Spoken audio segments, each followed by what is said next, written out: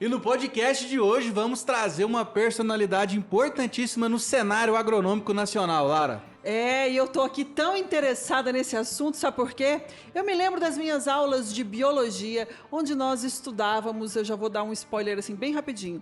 Estudávamos sobre esse sujeito. Se você não estudou sobre esse sujeito, você já ouviu falar dele com certeza. E eu vou falar, dá um arrepiozinho, viu?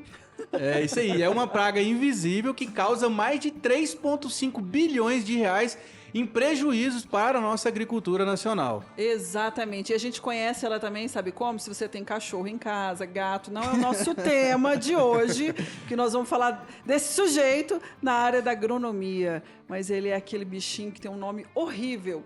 É o famoso verme. É isso mesmo, gente. Verme. Mas calma aí, Lara. Fica com a gente até o final desse vídeo. Já tá chegando por aqui, já inscreve no canal, já deixa seu like e compartilha esse episódio aí com todo mundo. Puxa a vinheta aí, Lara.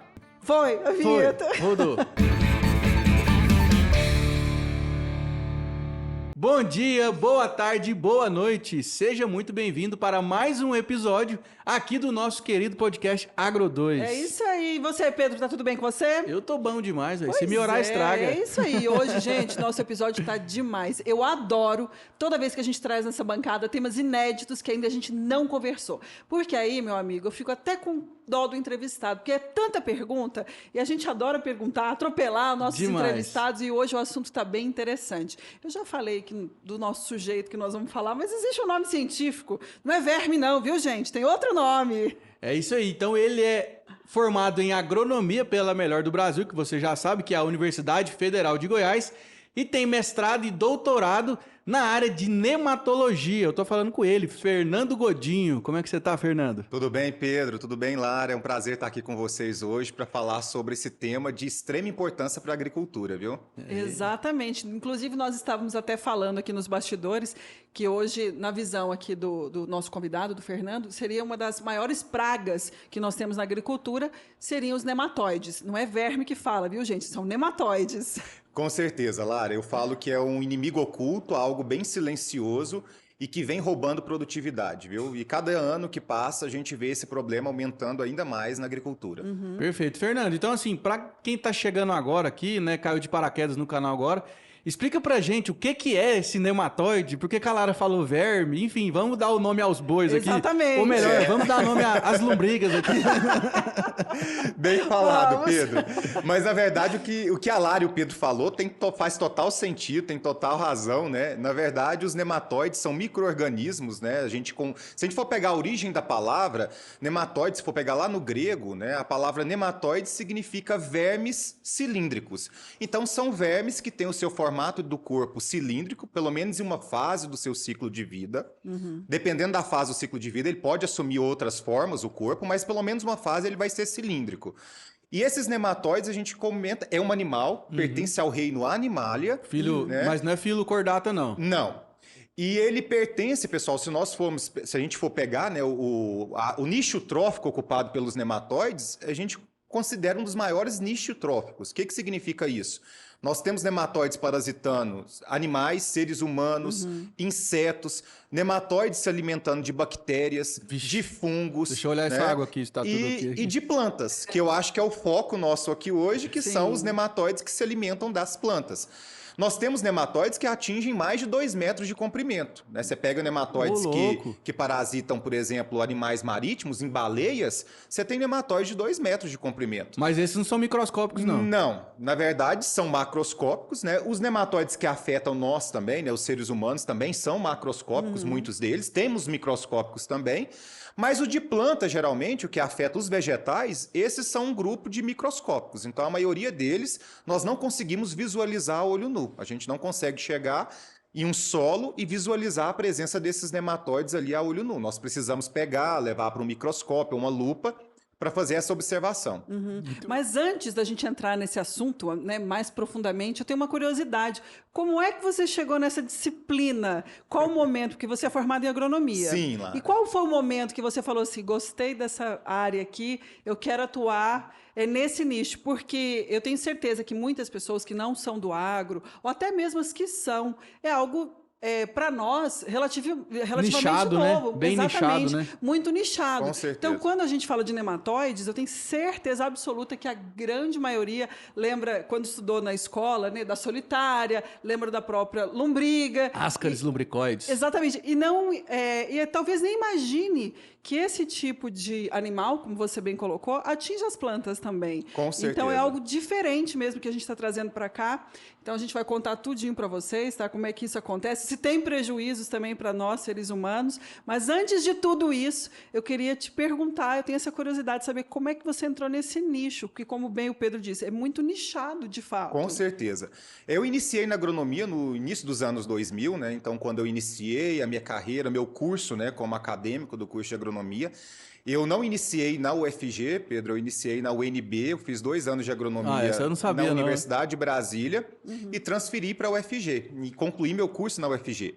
E nesse processo de transferência, né, que eu estava vindo para cá, eu tive a oportunidade de integrar um laboratório que trabalhava com manejo de nematóides, especificamente, né? A professora Mara Rúbia, ela tinha passado um tempo no Canadá, né, trabalhando com um nematóide que era relativamente novo para a cultura da soja, que era o nematóide cisto, e foi quando eu tive os primeiros contatos, né, com essa disciplina no curso de agronomia e acabei me apaixonando.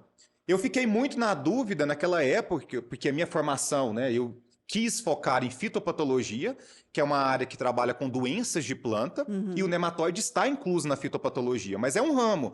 Da mesma forma que nós temos a micologia, que estuda os fungos, né, a bacteriologia, a virologia, nós temos a nematologia, mas é o menor ramo da fitopatologia. Ou até então não estava meio apagado, assim. Muito pouco. Nós temos muito poucos profissionais, né, Sim. hoje nessa área. Se eu te pego, eu estava comentando, né, com vocês, mas eu sou tesoureiro da Sociedade Brasileira de Nematologia, então a gente tem todos os sócios profissionais do Brasil. Que isso, o Nós nematóide temos- tem até associação. Tem até associação. Tanto que ele é importante. Desde a década de 70, para vocês verem. Viu? Caramba.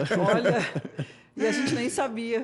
Trazer um assunto totalmente diferente Desde a década de aqui. 70 a gente tem a Sociedade Brasileira de Nematologia, né, muito ativa, mas com menos de 100 sócios, viu? Para você ter noção. Menos de 100? A nível de Brasil. A nível de Brasil. A nível de Brasil. Então, a gente pega as demais áreas da agronomia, todas elas são congressos que dão 2, 3 mil participantes, né? Você pega a parte de fertilidade de solos, ou mesmo a fitopatologia. São eventos gigantescos. Nós temos pesquisadores espalhados pelo Brasil todo, nos diversos, né, estados e municípios. A nematologia, não. Se nós pegamos aqui o próprio estado de Goiás, você conta ali 3, 4 nematologistas aqui no estado. Você chega, por exemplo, para o oeste da Bahia, você tem dificuldade de encontrar um nematologista naquela região. Mas Eu acho você que acredita que... Desculpa, Pedro. Você acredita que isso é porque é algo novo? Sim, Que algo veio novo. atingir as grandes plantações? Isso, Lara. Na muito verdade, assim, recentemente. nematóide não é algo novo, né? Isso, Não é aham. algo novo. Então, por exemplo, a gente tem relato lá em 1890 dele causando problemas no café lá no Rio de Janeiro. Então, assim, a gente Olha. remonta, né? Naquela época, ainda que o café ainda era uma das principais culturas exploradas aqui no Brasil. Ele foi responsável pelo declínio cafeeiro no Paraná, né? Como eu comentei, a gente pode ver esse declínio em função dos nematóides. Mas em grandes culturas, né, Ele é novidade. Ele é novidade. Então, assim, quando eu falo em grandes culturas, a principal commodity brasileira é a cultura da soja, né? A gente Fernando. não pode isolar. Mas você acha que... A gente corta mesmo, viu? Eu tô vendo, né? Eu te falei, ainda bem que eu avisei já antes, vi. depois você não pode reclamar. Sem O povo- problema. O povo já até comenta aqui, para de cortar o convidado, deixa o convidado falar, mas é porque a gente empolga com o assunto aqui, né? E vai uma hora perguntando. passa rápido. E uma hora São passa muitas rápido, é perguntas muita pra uma pergunta. hora. É. Ei, Fernando, você acredita, por exemplo, que a questão de não ter tantos profissionais na área de nematóide está em função da dificuldade de diagnóstico do agrônomo, do técnico, chegar lá e falar assim, olha, isso aqui é nematóide?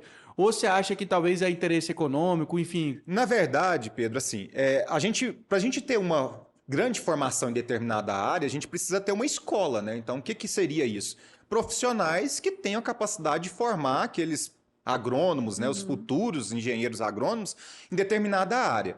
Então, o que eu vejo hoje que talvez a nematologia ainda esteja, né, engatinhando nesse cenário? Falta de profissionais para fazer essa formação. Entendi. E essa difusão tecnológica. Multiplicadores. Então, tem muitos estudantes que formam, né, se formam sem ter contato com um nematologista. Ele tem a disciplina, ele vê dentro de fitopatologia a nematologia, mas muitas vezes sendo dada por um micologista, por um profissional de fungo, Vê de ali bactéria. de maneira superficial. Só para cumprir aquela Ele aquela vê grade. durante a graduação dele, ele vê essa disciplina ou vê toda essa parte, né, da nematologia em 2 semanas de aula. Nossa, é muito Então, pouco, assim, não vê hoje o nada. que nós temos, e não culpa, a questão é a formação mesmo, é que nós temos poucos profissionais atuando na área.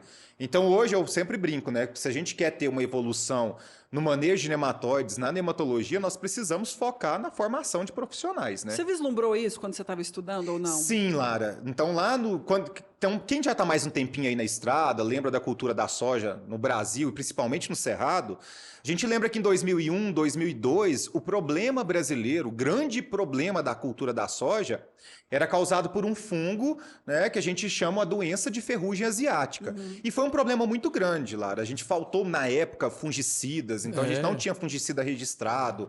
A gente tinha muito produtor perdendo a cultura justamente por falta de manejo. Né? Perdendo a cultura toda.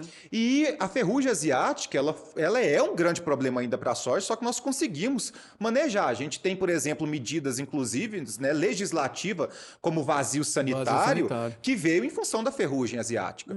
Então a gente conseguiu lidar com essa problemática. Né? Mas na minha época, na minha formação, era o que estava em voga. Eu trabalhei muito com ferrugem, testei muito fungicida, né? Então, assim, muitos fungicidas que vocês estão no mercado aí... Que estava dentro da sua área também. Estava dentro da minha área. Então, eu fiz ensaio de Na época ferrugem você era demais. Fernando? Não, na verdade, eu sempre tive uma carreira acadêmica muito forte, né? Então, a gente desenvolvia pesquisas em parceria com empresas que tinham fungicidas, que estavam buscando o registro desses produtos, ou mesmo o desenvolvimento. Então, eu tive a oportunidade de trabalhar com produtos que estavam em fase de desenvolvimento. E nessa época, eu sempre trabalhei, né, na fitopatologia, trabalhava ali com a ferrugem, mas o que sempre me chamou a atenção foi a nematologia. Então, eu foquei todo o meu estudo para nematóides, né? Então, mesmo tendo esse conhecimento na fitopatologia, essa escola fitopatológica muito forte, lá em 2002, 2003, eu foquei a minha formação na nematologia, vislumbrando isso como um grande problema que afetaria as culturas. Eu saía, Lara, na época, para fazer avaliação, por exemplo, de ensaios de ferrugem asiática, e eu sempre coletava solo, coletava raiz de planta, por curiosidade, para visualizar essas raízes. E aí você já tinha observado que Quando tinha eu chegava esse no problema laboratório, também. fazia o processo de extração, Lara, eu encontrava populações altíssimas. Um nematóide que é exótico do solo brasileiro, que é o nematóide cisto, muitas vezes ele nunca nem tinha sido relatado naquela região que a gente estava. O pessoal nem sabia que tinha a presença dele lá, e nessas amostras a gente encontrava. Fernando, ele é de cisto porque qual que é a diferença do... Esse nematóide cisto, ele é bem interessante, Pedro, porque a gente for colocar a nível mundial, é o principal nematóide que afeta a cultura da soja. E amplitude geográfica total. Total, né? Então ele é um nematóide que tem origem no Japão, mas onde ele se, né, consolidou mesmo foi nos Estados Unidos, que desde 1954 ele está lá. Ele O tá bicho é instalado viajado, lá. então. Ele é viajado, o bicho é internacional. E pega assim o mundo todo? O mundo todo, Qualquer tipo de solo. qualquer tipo de solo. Né? Na verdade, onde a gente tem o hospedeiro, ele consegue se desenvolver. Por E que a que ele... planta? E a planta, né? ele precisa ter o hospedeiro, né? Então, tendo uma Ambiente. planta que multiplica, Acabou. perfeito, ele consegue se desenvolver. Lógico, ele pode ter mais gerações, dependendo da amplitude, né, climática que nós temos. Igual no Brasil, eles são muito mais favorecidos. Nós temos um clima tropical. Então, a gente tem condição úmido. para que esse nematóide se desenvolva o ano inteiro. Né? Quando você pega, por exemplo, outros países que têm um inverno rigoroso, durante aquele período de inverno, geralmente os nematóides, eles entram em diapausa, na estrutura de resistência que é o cisto, que você tinha me perguntado. Entendi. Então, o cisto é uma estrutura de resistência desse Diapausa é nematóide. tipo, ele congela o... Ele para o metabolismo. seu metabolismo, certo? Fica dormindo, Fica dormente. aguardando. É como se fosse uma dormência, ele entra Ô, em louco. dormência. Por isso que o bicho é brabo. Só esperando condições para que ele retome sua atividade. Então, Ele não morre, então. Ele não é Não extinto morre. ali nesse período. não. Gente, que Não sei se isso? vocês viram, uns 2 anos atrás, eles encontraram nematóides em fósseis, né, de dinossauros. Então, Vivos? assim... Vivo não, graças a Deus. Mas encontraram. Então, para vocês verem que nematóides remontam, pessoal, a período pré-histórico, né? Bom, a gente está falando muito aqui de nematóides, agora eu quero que você nos explique qual que é o malefício, de fato, que ocorre na cultura. Vamos falar da soja. Perfeito. A gente pode até extrapolar para os demais vegetais, de uma forma geral.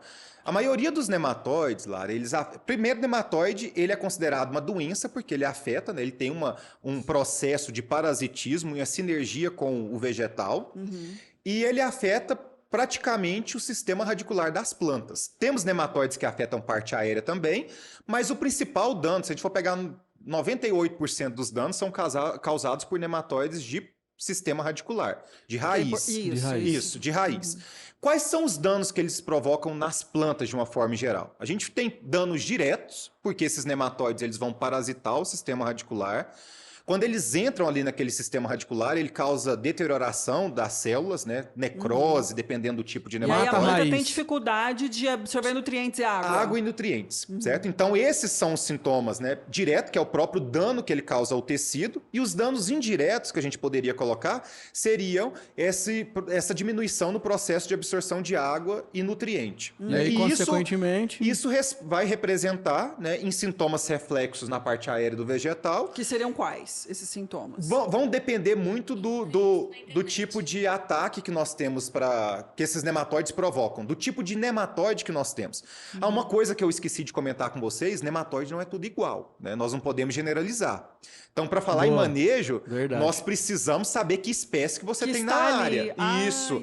Você não pode fazer. Tem isso lá. Senão não é manejo genérico. Nós não podemos fazer um manejo geral. Você tem que descobrir qual que é o nome do bichinho para poder... A espécie do bicho. Senão vai queimar um cartucho à toa. Vai. Então você não tem um manejo generalista. Você tem que fazer manejo específico. Então, esses sintomas, o que a gente começa a observar em áreas onde se tem a presença de nematóides? Um sintoma muito característico, os agrônomos, o pessoal do campo está acostumado a falar, são reboleiras. Né? O que seriam essas reboleiras, Lara? Até para a gente ver de forma mais práticas. Seriam áreas, manchas nas lavouras, onde a planta fica com crescimento reduzido, menor. Você pode ter um amarelecimento dessas plantas. Você pode ter sintoma também de folha carijó, que seriam folhas necrosadas, com manchas foliares. E se confunde a outras doenças do campo? Deficiência de cálcio, manganês. É muito confundido com a presença de nematóides na área. Então, e a gente tem... Então é difícil de detectar, eu imagino. Se você não fizer uma análise, você não vai conseguir. Você não vai conseguir ver. Não Só de olhar, mesmo você tendo não uma experiência, tendo tipo assim, uma bagagem de vivência da Porque safra. ela se parece com outras doenças. Se Quando parece. você vai olhar a parte aérea da planta, você pode confundir com outras doenças. Manchas de empoçamento de água, né? Quando você tem alta disponibilidade de cálcio, onde você deposita calcário na lavoura, muitas vezes aquelas plantas ficam com crescimento reduzido, amarelado. Né? Então, o nematóide cisto, ele reduz nodulação, por exemplo, o Bradyrhizobio japônico. Então, você vê sintomas de deficiência de nitrogênio na planta. Que o Bradyrhizobio é a bactéria simbiótica. A bactéria é né? responsável por fazer a fixação biológica do nitrogênio. Porque, graças a Deus, a soja, praticamente, nós não fazemos aporte de nitrogênio para a cultura. Né? Esse nitrogênio é retirado da atmosfera graças a uma associação com uma bactéria. Perfeito. Então, esse nematóide reduz a nodulação, a presença dessa bactéria no sistema radicular. E por reduzir a presença dessa bactéria, você acaba reduzindo a fixação de nitrogênio. E a planta apresenta sintomas de deficiência de nitrogênio. E para descobrir, só fazendo análise do solo. Nós precisamos. A gente não pode nem ser generalista também de fazer análise do solo. Nós precisamos fazer análise do sistema radicular das plantas. Das plantas. Então, antes do solo, eu preciso entender o que está acontecendo com a planta. Que ela vai responder. E você pode, hoje, né, na hematologia, a gente faz uma análise composta. Então, a gente tem uma metodologia de coleta. Então, hoje, nós recomendamos que sempre seja feita a coleta de solo e raiz. E quando vai para o laboratório, você consegue fazer essa diferenciação do que tem no solo e na raiz. Entendi. Mas é muito importante coletar raiz, Lara. Se a gente não observar a raiz, visualizar essa raiz, a gente não vai ter certeza do que está causando danos naquela... Porque eu posso ter... o solo contaminado, mas não necessariamente a planta, ou não tem como? Tem, dependendo da cultura, porque o nematóide também ele não afeta todas as culturas. Dependendo do tipo de nematóide que você tem, ele pode ter uma maior polifagia ou uma menor polifagia, que seria número de hospedeiros. Por exemplo, se você tem nematóide de cisto, que eu comentei com vocês, nematóide de cisto não afeta gramíneas. Então, se você está com milho ali e coletar um sistema radicular de milho, você não vai encontrar o cisto. Não vai dar nada. Né? Mas se você coletar o solo, você vai encontrar a estrutura de resistência, que é o cisto. Entendi. E quando você plantar a soja na safra seguinte, você vai ter problema com o nematóide. Então você não teve problema com o Não. milho, mas provavelmente você Vai ter terá problema com a soja. Fernando. Então nós precisamos, né? Tem que encarar como uma doença. Não adianta a gente pensar que nós vamos fazer um diagnóstico superficial e resolver o problema, porque não vamos. Nós precisamos, é um tratamento que nós precisamos o quê? Traçar uma estratégia de manejo ao longo dos anos. Não é para uma única safra que nós vamos resolver o É a problema. longo prazo. A longo prazo. Fernando, é conviver. E uma pergunta, por exemplo, é difícil encontrar laboratórios que fazem esse tipo de análise ou é bem acessível? Pedro, você imagina, né, que eu comentei com vocês. Nós temos uma escassez de profissionais que atuam na nematologia, né? E a identificação de nematóide, hoje, ela ainda é feita, né, exclusivamente de forma morfológica. O que significa isso? Você precisa extrair, pegar esse nematóide, levar para o microscópio e, dependendo do formato do corpo dele, você vai identificar qual espécie que é. Caramba. Então, nós não podemos ter uma pessoa generalista lá na ponta fazendo essa identificação. Tem que ser Então, alguém quando fera. você pergunta, tem poucos laboratórios? Sim, pouquíssimos laboratórios que fazem essa identificação justamente por isso. Porque para estar ali fazendo a identificação, a diagnose, nós precisamos ter um profissional que tenha formação na área de nematologia. E nós já temos poucos E profissionais. você né? acha que é um mercado que é promissor para quem está estudando agora, está ouvindo isso pela primeira vez e está vendo uma oportunidade? Você acredita Insights, que é? ó. A Lara já tá jogando insights pra que é mostrar. promissor. Cara, extremamente promissor. Eu falo que é uma das áreas que mais crescem na agronomia. E não estou falando isso porque eu sou nematologista, que a gente é tendencioso, né? Mas hoje, se vocês chegarem, né, para grandes grupos, produtores rurais, e perguntarem para eles qual é o problema que vocês têm mais dificuldade de manejar na área de vocês, eu falo que mais de 80% desses produtores vão falar que é Fernando, nematóide. não, e o melhor, né? Ninguém assume que tem Ninguém nematóide assume. porque tem um karma, né, na área que falou, não, tem nematóide na área e desvalorizou a fazenda. É uma mistificação que nós temos, que as pessoas tinham muito essa questão de não reconhecer a problemática, de não reconhecer que se tinha o nematóide. Na região, né? Eu sempre brinco que nematóide é igual filho rebelde, sabe aquele filho que dá problema pra gente?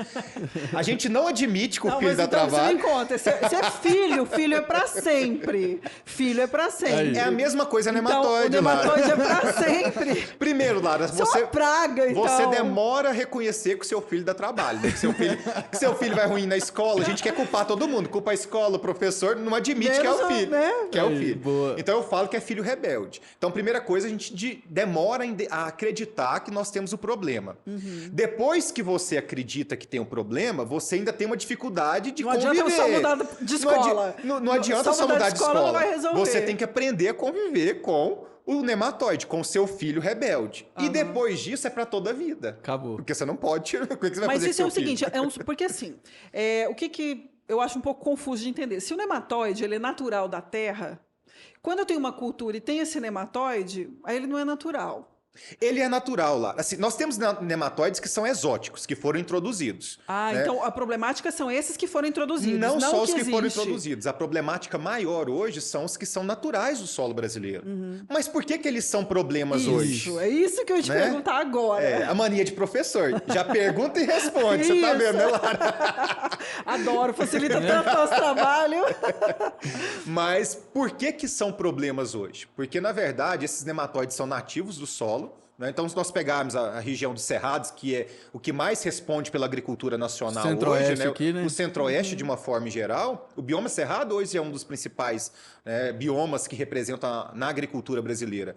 Se nós formos um cerrado nativo, nós vamos encontrar diversas espécies de nematóides, inclusive esses nematóides que causam problemas em soja, em milho, em algodão. Exemplo, vocês vão encontrar pratilencos, vai encontrar no solo de cerrado, parasitando espécie nativa do cerrado. Inclusive, Vocês vão encontrar nematóide das galhas, meloidógene lá também. Vamos encontrar esses nematóides. Mas qual que é o problema, Lara? A partir do momento que a gente retira essa vegetação nativa, né? Nós começamos a dar o quê? Modificar esse ambiente e fornecer alimento para esse nematóide. Então, o problema tá porque nós modificamos o ambiente, Desequilíbrio. retiramos os inimigos naturais, reduzimos a biodiversidade desse solo e favorecemos esse nematóide dando alimento para ele o ano inteiro. Porque se a gente for pegar um solo de cerrado, uma planta nativa do cerrado, naturalmente ela crescia ali durante 6 meses do ano e nos outros 6 meses ela tinha que conviver com a seca, que é natural, né, do nosso regime hídrico. Agora não, você modifica o solo. Primeiro, você tem irrigação aí praticamente o ano todo. Você tem 3 safras agrícolas. Você tem uma ponte verde. Então você tem alimento para esse nematóide sobreviver o ano todo ali naquele solo.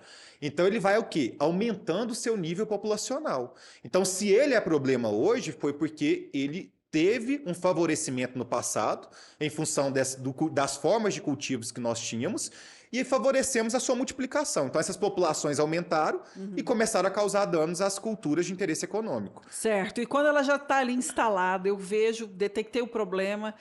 E agora? Detectei o problema, então, assim, como você falou, né? Eu tenho lá numa área, eu consigo detectar onde a planta está mais baixa, mas a gente sabe que, até mesmo por causa das chuvas, isso pode se alastrar, infestar a cultura toda. Qual é o tratamento quando eu descubro ali no meio da minha lavoura que eu tenho esses nematóides? Certo. Durante a safra, você está vendo a planta lá? Sabe qual que é o tratamento? Muita fé para que você tenha bastante Tem que ir lá chuva. benzer. Meu Deus! Para que você tenha bastante chuva e que você consiga que essa planta chegue ao final do seu ciclo. Durante o ciclo da cultura, estou falando de culturas anuais. Sim. Uma soja, um milho, um algodão, nós não temos nenhum produto que, se aplicado durante o ciclo da cultura, vai resolver seu problema. Não tem nada para fazer, Nada. então. Só oração Não, mesmo. Você não tem como remediar. Então, como que você faz manejo de nematóide? Todo o processo de manejo de nematóide, ele precede a implantação da cultura. Você tem que fazer uma análise do solo antes. Ou se você identificou esse ano, você tem que planejar para a safra seguinte. Isso, é isso que eu ia te falar. Mas eu acho que no campo mais habitual, primeiro eu vejo o problema para depois remediar. Isso. Que eu imagino que seja uma cultura... Isso é feito. Então, hoje, né, se a gente for pegar quais são as principais alternativas de manejo para nematóide, a gente pode falar assim, primeiro, o manejo cultural, né, que a gente pega todas as alternativas, como rotação de culturas, manejo de solo, plantas de cobertura. A rotação de cultura é uma excelente... E o uso daquele micron, né, que é aquele aparelho que vai, para quem não sabe, o micron é um implemento que vai dentro do suco de plantio e ele vai pulverizando ali dentro do solo, junto com o semeio da soja. Também é alguma medida profilática que funciona ou não? Sim, na verdade, você acabou de citar o nome do implemento. Pode cobrar royalties do pessoal lá, né? Não, a gente manda o boleto depois. Então pode mandar o boleto. Porque é a aplicação no suco de plantio. Temos outros implementos hoje também que faz esse processo de aplicação, sabe, Pedro? Mas esse micron, sim, ele faz a colocação do produto no suco de plantio, né? E você acaba protegendo aquela rizosfera, aquela região onde que vai se ter o maior crescimento do sistema radicular do ataque de nematóides. Mas não né? é 100%. Não é 100%. Isso é uma das medidas. Uma das medidas. E essa aplicação feita via suco, que você comentou, Pedro, ela pode ser feita tanto com produtos químicos como com produtos biológicos. Nós temos produtos biológicos hoje. Se a gente for pegar, né, a maior gama de produtos hoje registrados para manejo de nematóides é biológico, claro. Por incrível que pareça. Né? A gente tem mais de 50 produtos biológicos registrados para manejo. São predadores naturais do nematóide. São geralmente fungos e bactérias que têm a capacidade ou de modificar o ambiente ali da rizosfera para tornar desfavorável ao nematóide, ou que são parasitas desses nematóides. Caramba. Certo? Mas assim, outra alternativa de manejo muito interessante que nós precisamos citar é o tratamento de semente. Então, ou a gente faz a aplicação via suco de plantio ou via tratamento de semente. E como que é esse tratamento de semente? O tratamento de semente, Lara, hoje ninguém planta semente sem tratar. Então, qualquer produtor que vai fazer a implantação de um cultivo, ele compra uma semente que pode vir tratada, e nós chamamos de tratamento de sementes industrial, TSI, ou ele pode fazer esse tratamento on-farm, na própria fazenda. Na betoneira, né? já fiz demais. Na betoneira, mas também que não é recomendado, né? Ou o pessoal das sementes aí... Porque não tem tanta qualidade, não né? Tem, além de você não ter distribuição dos produtos que são colocados, você também tem danos mecânicos à semente, né? Sim. Então, hoje nós temos máquinas que são comercializadas, que faz tratamento em batelada, que você coloca produtos químicos e biológicos nessa semente que vão formar como se fosse uma película, né? Eles vão sendo colocados nessa semente e você vai proteger essa semente e quando ela for colocada ali no solo, você vai ter a liberação desses produtos no momento que a gente tiver o processo de germinação. Então, esse tratamento de semente são produtos químicos ou biológicos que você coloca na semente que tem o objetivo de permitir um estabelecimento ideal da cultura, proteger ela na fase inicial. Mas isso é comum? Muito. O Porque- tratamento de semente é. Sim, porque o tratamento de semente, até onde eu conhecia, era mais na questão dos fungos, né? De outras pragas. Sim, não, sim. não. Não, aí o que acontece? Nós temos muito tratamento de semente com fungicidas, Isso. que são principalmente para fungos, inseticidas, né? E hoje nós estamos com uma crescente, que são os tratamentos de sementes voltado para nematóides, que são com nematicidas. Mas na verdade, né, Fernando, acho que hoje 90% dos produtores já compram semente tratada, né? Com nematicida, Pedro? Não, com nematicida não, assim. Semente tratada, sim. Semente tratada, Agora, com nematicida, ainda é um mercado que está em franco crescimento. expandindo, né? Nós fizemos, a gente tem uma pesquisa que foi feita recentemente, que foi feita a evolução, né, do mercado de nematicidas nos próximos 5 anos. Projeção. A projeção, né, dessa evolução. A perspectiva é de um crescimento em torno de 14% anualmente. Caramba. O que significa isso? Nos próximos 5 anos, o mercado de nematicidas químicos e biológicos vai dobrar. Cresce muito mais que o mercado de fungicida, que é em torno de 3 a 5% anualmente, e de inseticida, que chega a em torno de 7, 8%. Mas é porque essa praga é relativamente nova. Assim, ela já existe, como você disse, lá na época dos A dinossauros. atenção dada a ela é relativamente nova. Nova. Isso, É relativamente isso. É a atenção nova. porque só chegou na soja. Porque talvez se não tivesse chegado na A soja, talvez a gente não teria dado essa verdadeira importância. atenção para ela. Né? Nós nem estaríamos aqui fazendo esse podcast Isso. para falar e sobre um dos isso. gargalos que nós temos para pensar, a gente está falando de nematicida, né? Pensando em controle químico ou biológico, um dos principais gargalos quando a gente fala em cultura anual, Lara, nós estamos falando de soja, de milho, de algodão, de feijão, é porque nós não podemos ter tratamento que tenha um alto custo, porque senão a cultura não se paga. Exatamente. Quando a gente fala, por exemplo, em cana-de-açúcar, o pessoal gasta aí 2, 3 mil reais com tratamento com nematicida.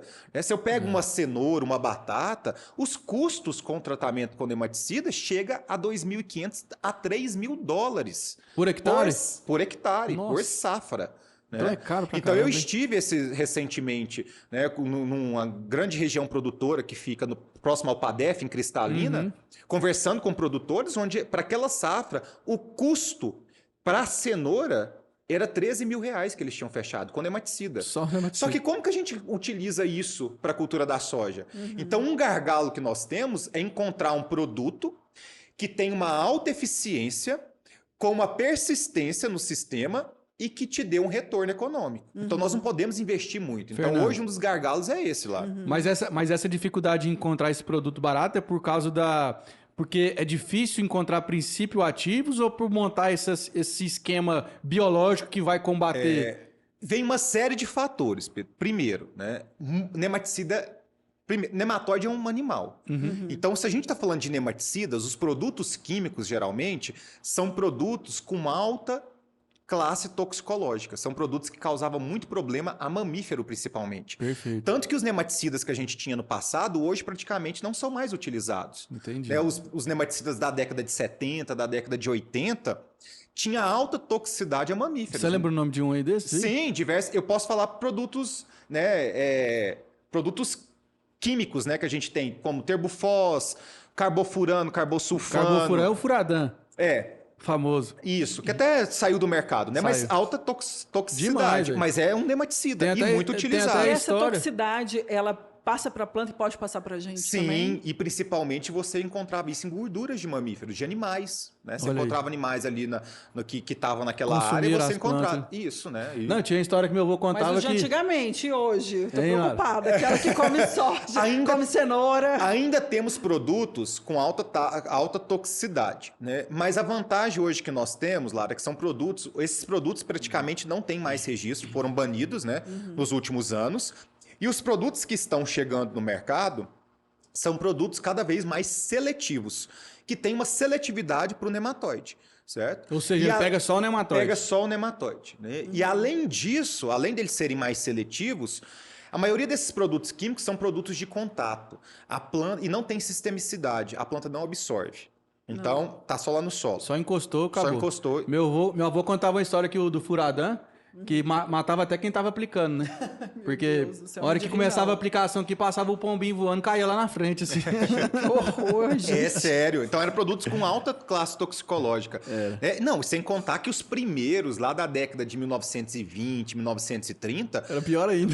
Era tudo fumigante, eram gases que eram aplicados. Um nematicida que ficou muitos anos no mercado e que foi muito conhecido é o brometo de metila. Brometo de que é metila. biocida, na verdade, né? Ele mata do aplicador a qualquer praga que se tenha no a solo. biosfera como um Meu todo. Deus do céu, que isso é muito sério. Muito sério, Muito Lara. sério. Mas assim, uma das vantagens que nós temos hoje é que nós temos um apelo muito grande para utilizar produtos que tenham uma menor agressão ao meio ambiente. Esses biológicos, eles podem causar também algum problema para os seres humanos? Lara, tem todos, estudos que sim, comprovam né, isso? para começar, para esses biológicos entrarem no mercado, tem que ter todo um estudo, né? A Anvisa tem que liberar a utilização junto com o Ministério da Agricultura. Se esse produto, ou se esse micro-organismo tiver qualquer risco para a saúde humana, geralmente eles não são liberados. Ou se forem liberados, tem um mecanismo que você tem que utilizar para fazer esse tratamento. Mas uma vez aplicado no ambiente, ele não apresenta risco para nós. Por quê? Esses biológicos geralmente são todos habitantes do solo, eles já estão lá no solo. Então por que você está utilizando o biológico então se ele já está lá no solo? Nós utilizamos porque o desequilíbrio que nós causamos naquela microbiota de solo reduziu a população daquele agente de controle natural que Isso. você Aí você tinha. tá devolvendo. Você tá devolvendo. Isso. Devolvendo. Aham. Então, assim, se você pega bacilos, né, um Pastelomices, uma pocônia, né, que são esses nomes horríveis aí, são nomes de fungos e bactérias lá, que é sabe? isso? Mas o pessoal do agro conhece muito bacilos, né? Tricoderma, que é Tricoderma. muito famoso. Olha, não Por favor. conta com isso não, gente. A gente tem que falar, porque vai que não é especialidade. Isso, mas os tricodermas, né? Então, esses fungos e bactérias que são agentes de controle biológico, eles são isolados a partir do solo. Né? Então, a gente está devolvendo para o solo aquilo que a gente reduziu. Eu falo que a agricultura hoje está passando por uma nova revolução. E a revolução hoje que nós estamos passando é a revolução que é encabeçada, puxada pelos biológicos. Aí, ó. Nós estamos passando por uma revolução onde o produtor, a agricultura hoje, está muito mais focada na biodiversidade do solo. Algo que nós nunca nos preocupamos. O que a gente se preocupava com solo, Lara, no passado? A gente preocupava com textura de solo, com perfil, com adubação, mas a gente não preocupava como que estava a vida daquele solo. Sim, Quais eram os verdade. micro-organismos que tinham ali. Né? E por não nos preocuparmos com essa vida do solo, diversas pragas, doenças e os nematóides começaram a ganhar espaço na agricultura. Exatamente. Né? Até que, graças a Deus, as pessoas começaram a tomar consciência e mudar o foco dos estudos. Começaram a tomar consciência, não. E prejuízo. Começaram a ter prejuízo. A consciência. Tá Começaram vendo, a ter Mara? consciência. Começaram a ter prejuízos O bolso lá. começou a doer. Tá vendo? E aí os olhos, eles mudaram. Mudaram. Agora, quando você fala assim, eu acho que isso passa no imaginário de todas as pessoas. Você é um estudioso, professor, doutor, né? Quando a gente fala de produtos biológicos, existe uma possibilidade, na ficção existe, né? Então, na vida real existe, de haver um descontrole sobre isso, porque eu falo assim, quando nós começamos a trabalhar com materiais biológicos e fazer esse controle, e aplicar de maneira controlada, só que nós estamos falando de seres vivos. Isso. É possível ter esse controle nas mãos assim? Ou será que um dia isso aí pode sair do controle Lara, e o feitiço virar contra o e feiticeiro? eu tenho um pouco de receio, principalmente com a forma que está sendo feita a produção de biológico hoje, né? Biológico pode ser produzido, né, de forma industrial, que são os produtos que nós encontramos, que são registrados. Esses, Lara, eu tenho uma segurança muito grande. Eu trabalho na linha de pesquisa com esses produtos, nos testes ainda, antes deles chegarem no mercado. Nós temos conhecimento e total segurança do que aquilo vai causar para o ambiente. Mas nós temos uma outra linha de produção, que essa é a que me chama mais atenção e que a gente precisa ter o maior cuidado, que é a produção de biológicos on-farm, que é totalmente Caseira. É caseira. A gente tem uma produção que já é mais, né, específica, que já é mais tecnificada, mas ela é legal, ela é permitida. Qualquer produtor pode fazer essa produção de biológicas on-farm na sua fazenda. O que ele não pode é comercializar esses biológicos, mas produzir para sua utilização ele pode. Não pode transportar também, mas ele pode produzir. Só que quando você produz isso, né, de forma artesanal, de forma simples, da mesma forma que você está produzindo cerveja, muitas vezes, a gente acaba o quê? Não tendo controle daqueles micro-organismos que estão sendo multiplicados ali. O último estudo que a Embrapa fez, né, ela chegou à conclusão que todas as amostras que elas haviam coletado de produtos on-farm tinham contaminação. Então você não tinha somente aquilo que vocês estavam propondo multiplicar. Então nós precisamos ter esse cuidado. Isso não é ficção científica. Não é então, ficção não. científica. Assim, a gente pode ter um descontrole que nós não sabemos onde isso vai chegar. Né, Lara? Eu sempre falo, tem muitos micro-organismos que são multiplicados junto com esses biológicos, como, por exemplo, coliformes fecais, né, e uma série de outros micro-organismos que podem ser nocivos para os seres humanos. Aí vai ter que fazer um antibiótico do solo lá. Então, assim, Você sabe que isso aí, olha, vai ficar registrado na internet, que vai pra internet. Vai fica. viralizar. Fica. Quem sabe isso aí? Não, Deus me livre, né? Vai que é uma... Mas assim, é uma um cuidado. profecia. Nós não podemos ter uma total segurança de nada que é feito, né? A gente sabe que a natureza, né, exatamente. ela é muito dinâmica. Haja visto os vírus que vem Ela aparecendo. se adapta Não, com uma velocidade que nós achamos que estamos controlando, mas de repente esse jogo pode virar e Por isso que pode nós perder o precisamos, controle. podemos fazer essa utilização, sim, mas nós precisamos ter segurança do que está sendo feito. Então, podemos utilizar biológicos? Sim, podemos e devemos, mas nós precisamos ter uma segurança. O que me deixa, como eu falei, o que me deixa muito tranquilo é que esses produtos biológicos, né, que são registrados, são nativos do solo. Então, na verdade, o que nós estamos fazendo ali é uma recolonização. Né? E essa recolonização, ela não é favorável, Lara, porque esses biológicos, né, os agentes de controle biológicos, eles são muito menos adaptados, muito menos agressivos do que os patógenos. Então, eles precisam de condições para se desenvolver. Uma condição dessa que eu sempre gosto de comentar é matéria orgânica. Esse solo precisa ter matéria orgânica para dar condição para que ele se desenvolva ali, os biológicos.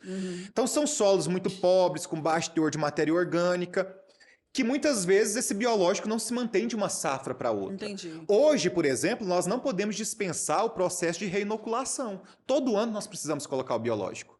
É Porque verdade. ele não se mantém de uma safra para outra. Muito usado na soja, né? Principalmente, né? Muito usado. E por quê? Porque nós somos ineficientes, né? Porque o produtor está fazendo tudo errado? Não.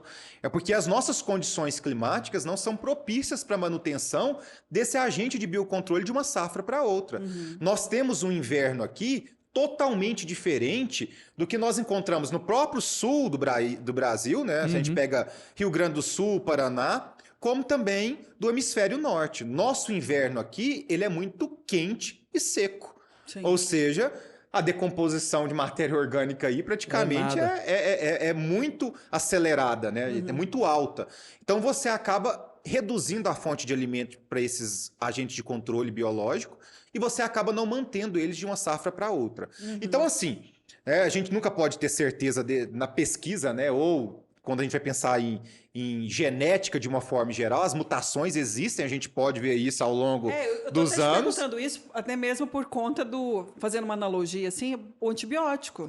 Que o antibiótico, assim que surgiu a penicilina, era muito eficiente. Muito eficiente. E hoje, Resistência, né? hoje nós estamos falando de hiperbactérias, superbactérias, Isso. que não há remédio, não há antibiótico E que o químico resolva. funciona dessa forma, foi muito bem lembrado. Né? A verdade. gente tem muitos produtos à base de organofosforados e de carbamatos que eram nematicidas utilizados no passado de forma muito, né, intensa, Indiscriminada, né? indiscriminada, que hoje já não são usados tanto, justamente porque são produtos que têm um efeito muito mais nematostático do que nematicida. É igual o próprio glifosato Qual que é a também, né? diferença do nematostático? O nematicida Isso. são produtos que paralisam o nematóide. Então, dependendo da dose que você usa, né, e do período de exposição desse produto, né, ali no ambiente, do nematóide a esse produto, você pode só paralisar e ele retomar suas atividades posteriormente.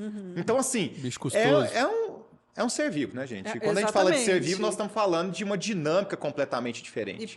e totalmente adaptável. Totalmente adaptável. Então tem que mudar sempre, eu imagino, né? Com certeza. Que os estudos não vão parar e sempre tem que estar em constante mudança e principalmente um olhar muito atento. Isso. A agricultura é muito dinâmica, né? Graças a Se Deus. gente Demais.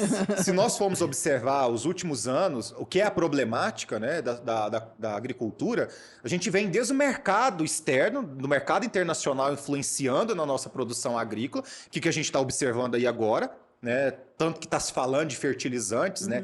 Da problemática de Rússia, fertilizantes, até mesmo praga. Então, o que foi problema na safra passada, talvez não seja problema nessa safra.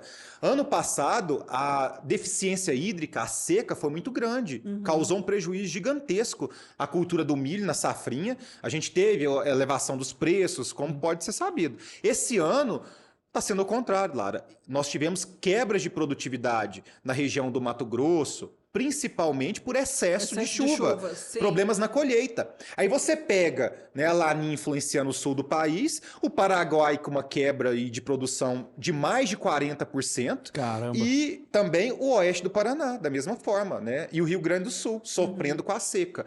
Então é muito dinâmico, a agricultura é muito dinâmica. Muda o tempo todo. A gente fala... Porque um problema no ano pode ser que não vai acontecer nada no próximo. Uns com muito, outros com pouco, né? Então, tem muita gente, umas pessoas com muita chuva, outras com pouca chuva.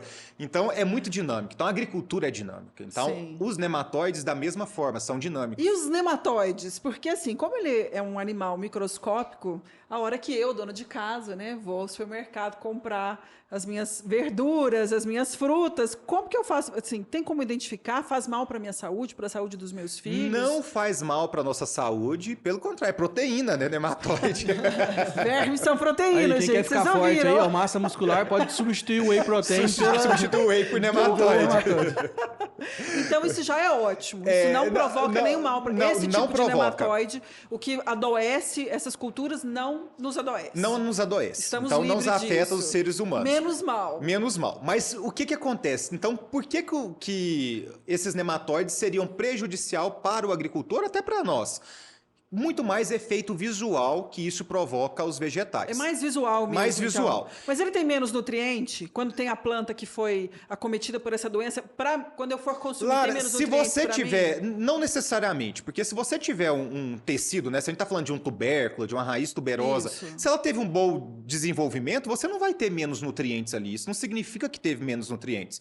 Só um menor desenvolvimento. Da A planta. sorte da planta. A sorte que nós compramos isso por quilo, né? Então, você está comprando uma cenoura menor, Tá pagando o valor justo. pagando justo, né? Sim. Um valor justo. Mas para o produtor isso é muito importante. Isso influencia, então, para ele. Muito. O grande prejuízo, então, não é para mim. Por isso que o produtor se preocupa com isso. Muito. Porque ele vê essa parte estética da planta. Isso. E não é Fica só muito porque é bonitinho, prejudicada. né? Então, quantas vezes vocês chegaram no supermercado e encontraram uma raiz de cenoura com duas perninhas lá, né? Tá vendo, Vocês já né? encontravam isso. Você viu, Aquela né? Culpa raiz, de quem? Aquela raiz de nematóide. cenoura ali com duas perninhas, né? Aquela bifurcação que nós Mutante. chamamos, aquilo ali é muito provocado por nematóide. E aquilo ali, Céu, que medo. se você encontrar uma, duas cenouras, né, numa gôndola daquela ali do produto, é tranquilo. Agora, quando você chega numa lavoura, né, e praticamente 80% da sua caixa que você colheu ali tá com aquele formato, É 50% a menos. Aí Não, que o você não produtor vai, foi vender. você não consegue comercializar ali Ah, de tá. forma in natura. Então ele tem Aham. que vender aquilo para a indústria, Ah. para produzir a Processar cenoura baby. e- Mas ele não ganha dinheiro produzindo aquela cenourinha baby, não. Quem ganha é a indústria. Ou vender Sim. ralada, Ele vende né? muito mais barato. Processada, né? Entendi. Ralada. Processado. Entendi. A batata, você vê também aquelas pipoquinhas que a gente vê, umas bolinhas que Eu chamo você de vê. olhinho, assim, os olhinhos. Os assim. olhinhos até que nem tanto. É umas pipoquinhas. Você vê uma saliência na casca da Aham, batata. isso, pra Aquilo ali é fora. muito provocado por nematóide também. Também, E um gente. prejuízo Oh, também meu que ele Deus. tem, né? Além da estética, é do peso. Uma raiz dessa, um tubérculo desse, pesa bem menos. E ele comercializa por quilo, né? Então não tem nenhum prejuízo para a família, para o Pode comer, consumidor final. sem problema. Pode comer mesmo. Ela Sem só tá ali problema. meio feinha, ou a gente acha tá meio interessante. feinho, mas pode comer tranquilamente. Não tem né? problema nenhum. Ai, que alívio, gente. Pelo menos isso. Então, a dor de cabeça realmente é só do produtor, então. É mais o produtor. Que comercializa com Isso. valor bem mais abaixo. Isso, para a saúde humana não teria Mas nenhum nós prejuízo. estamos livres. Tá vendo? A gente tá comendo esse vermezinho ali que não tem problema nenhum. Esse É tá proteína, é tranquilo. proteína. É proteína. Esse tá tranquilo. Mas para o bolso do produtor tem muito efeito. A gente tem quedas de produtividade, você pensa aí né, nessas olerícolas que eu comentei, uma cenoura, uma batata, em áreas com alta incidência de nematóide, você chega a ter 30%, 40% de prejuízos. Até 100%, dependendo Mas da assim, infestação. 100% de prejuízo no sentido De não produzir, a planta não produz. Ah, não produz? Não produz. É nada. porque o nematóide ele rouba o nutriente da planta ali, mata a acomete planta. o sistema radicular, como é que ela vai encher grão? Nós temos um nematóide que é um nematóide das galhas, que ele é chamado de meloidógeno enterolobe. Esse é o mais popular, eu imagino. O nematóide das galhas é o mais popular. Mas esse enterolobe, ele é muito comum em solanáceas, né? Então afeta muito tomate, pimentão. né? Pimentão, a própria pimenta. Então é um nematóide, pessoal, que esse é um dos que mais causam danos para essas culturas. Assim, onde ele tem a ocorrência, geralmente o prejuízo chega de ser de 100%. Perde tudo. Perde tudo. E dentro As de plantas estufa, se for morrem. dentro de estufa, então... É muito pior. É muito pior. Porque você muitas vezes não consegue trocar o solo da estufa. Como é que você vai trocar o solo da estufa? Então é muito pior. Então, por exemplo, um dos cuidados que nós temos que ter, quem quer entrar nesse ramo de produção, né, de cultivo protegido, é antes de instalar qualquer estufa, faça uma análise daquele solo para ver se você não tem Anota aí, nematóide. meu filho, E anota. se tiver... E se tiver, mude o local da estufa. Exemplo, a gente teve relatos aí de uma área, de um projeto que foi implantado em um antigo aterro sanitário que se tinha o descarte de batata. E o pessoal não sabia que era um aterro sanitário que tinha um descarte de batata, foram lá e montaram as estufas em cima. Investiu Sem em saber que tinha. Sem saber. R$300 mil investidos.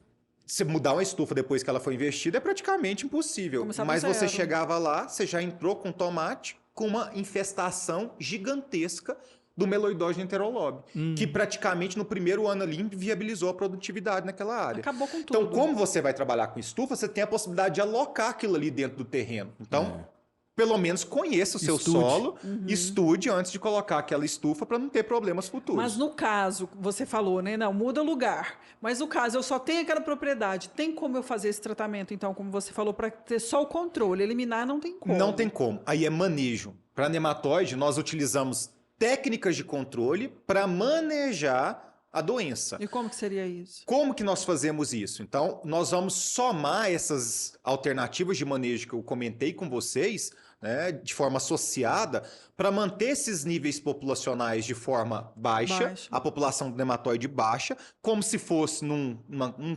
pseudo-equilíbrio ali, não posso falar de equilíbrio, mas que ela não causasse danos para a cultura, né, econômica que nós estivéssemos implantando naquela área. Então, como eu comentei com vocês, essas alternativas de manejo, Lara, primeira coisa, eu sempre brinco, né? E manejar nematóide não é difícil, é fácil, é só você tirar o alimento dele. Tira a comida. Se você tirou comida, você mata o nematóide. E a comida seria a própria... A soja, o milho, o algodão. Aí que vem. Mas assim, você está me perguntando. Agora, o grande gargalo é manejar esse nematóide, né, de forma econômica ou economicamente viável. Aí que é a nossa dificuldade, Lara.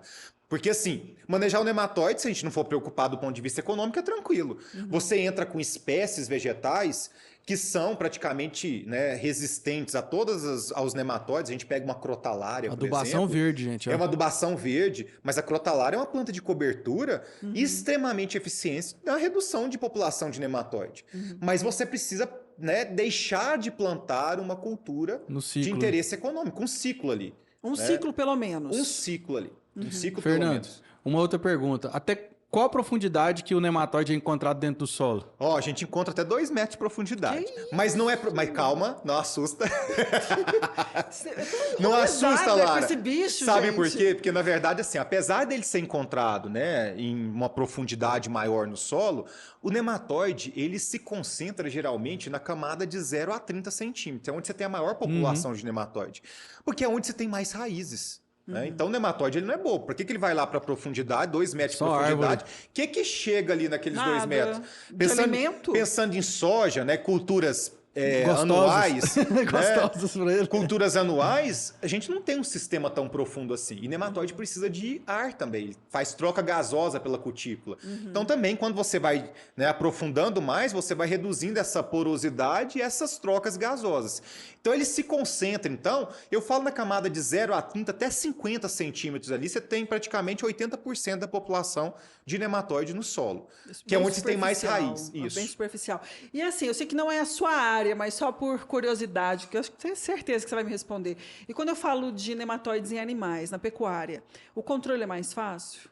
Na verdade, nós falaríamos é porque a gente consegue fazer uma aplicação mais direcionada É eficiente. e mais eficiente. O que acontece? Eu vou até citar um exemplo para vocês, né? Todo mundo já ouviu falar de ivermectina, né? Ivermectina. As avermectinas de uma forma geral, Muito né? nos últimos 2 anos, Ah, e inclusive. como, né? O famoso lumbrigueiro. E estava sendo usada para tudo, né, gente? Mas assim, pensando em animal, hoje qualquer pessoa que trabalha com bovino, equino, suíno, o que for, né, num animal, ele utiliza as ivermectinas para fazer a vermifugação do gado, que é o vermífugo para eliminar quem? Os vermes.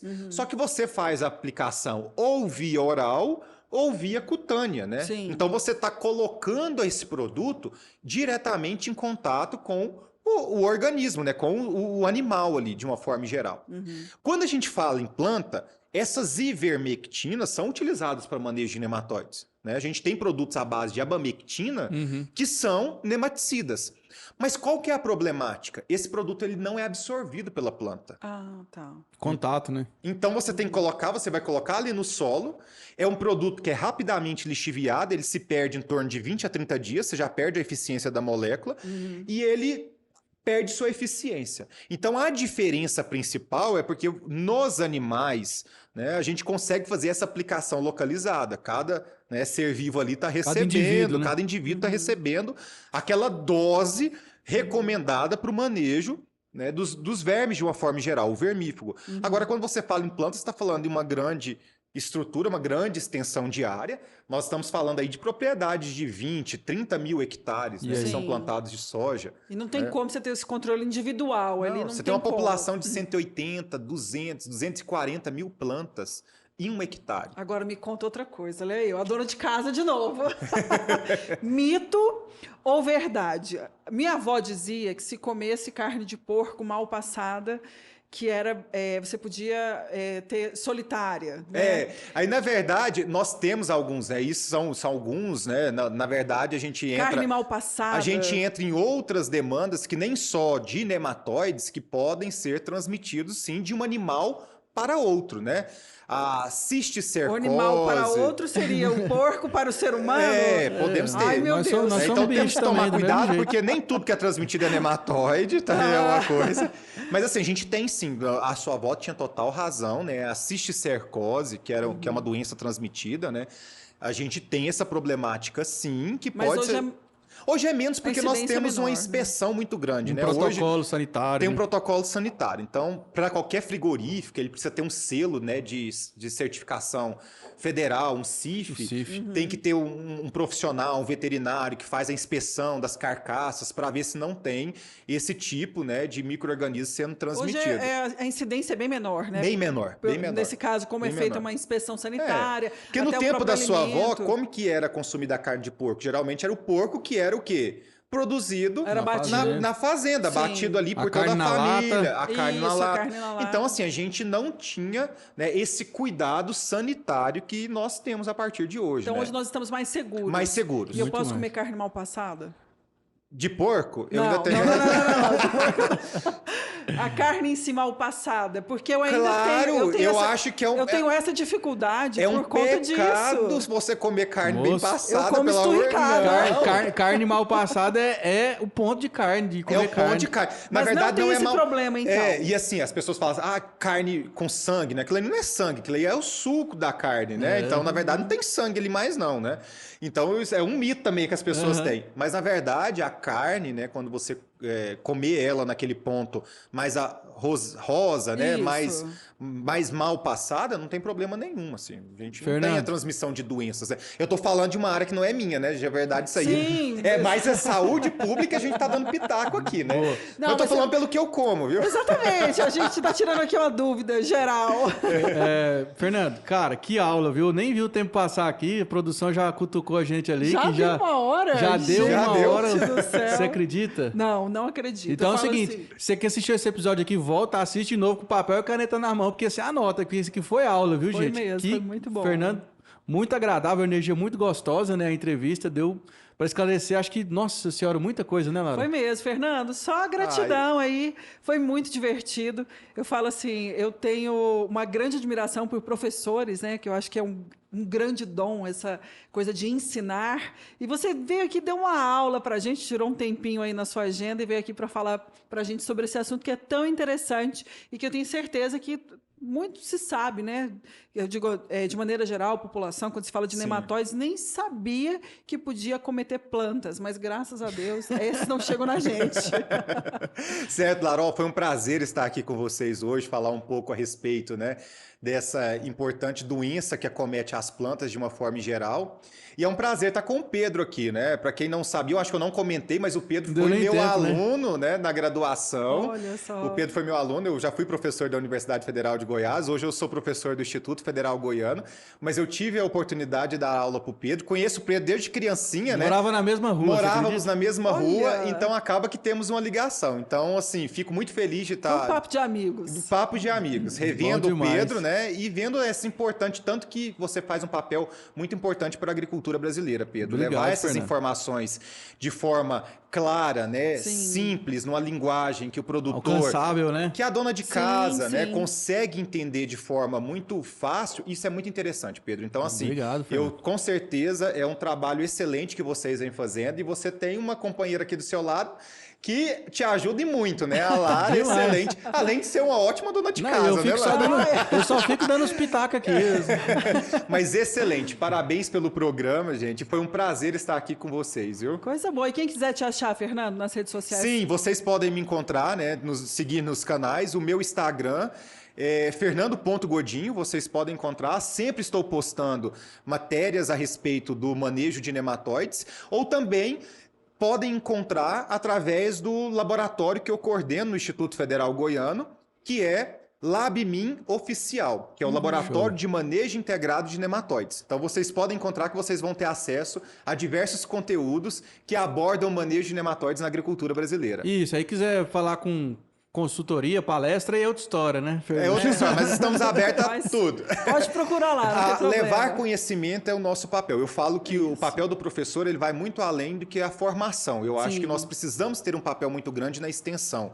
Levar a informação Boa. a quem de fato precisa dela, que eu acho que, no nosso caso, são os agricultores. Sim, Show é de verdade. Se você quer saber também sobre mais informações, não deixe de nos seguir nas redes sociais. Nós temos um canal de notícias, que é o www.agro2.com.br. Estamos também no Instagram. Você já está seguindo a gente lá? É o portal Agro2. E também estamos no TikTok. Estamos no TikTok. Estamos lá no TikTok também, nós temos uns cortezinhos lá. Também tem o canal de cortes aqui no YouTube. E se você também quiser me encontrar aí nas redes sociais, é @larabrito.real. E o seu qual que é, Pedro? O meu é @porpedromaia. Pode É ir lá isso mandar aí. um direct lá que nós trocamos uma prosa lá. Combinadíssimo. Pessoal, muito obrigada. Beijo para vocês. Não deixe de compartilhar, de curtir. Deixe seu comentário aqui. Aceitamos sugestões também. Um beijo. Tchau! Obrigado, pessoal. Tchau.